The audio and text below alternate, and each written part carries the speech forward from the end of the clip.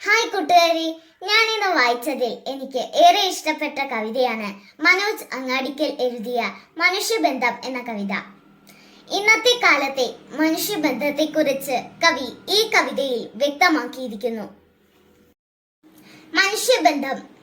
സ്നേഹബന്ധങ്ങൾ ദൂരെ മാഞ്ഞു, മനുഷ്യബന്ധത്തിൽ വിള്ളലേറി.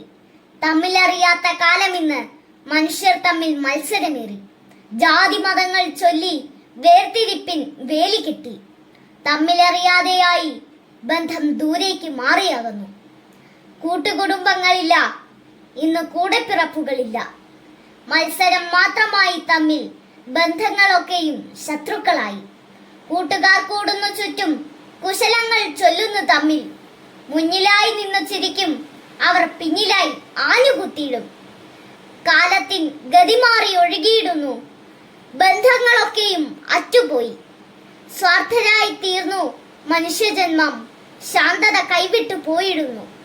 മനുഷ്യകുലത്തിനാപത്തായി മനുഷ്യർ സ്വയം മാറിയിരുന്ന കാലം തിരികെ വന്നിടുമോ പോയ കാലം? മനുഷ്യനെ മനുഷ്യനായി കണ്ടിടുമോ? നേട്ടങ്ങൾ കൊയ്യുവാൻ ഓടുന്ന നേരത്ത് കോട്ടങ്ങൾ ഏറെയുണ്ട് ഓർത്തിടേണം.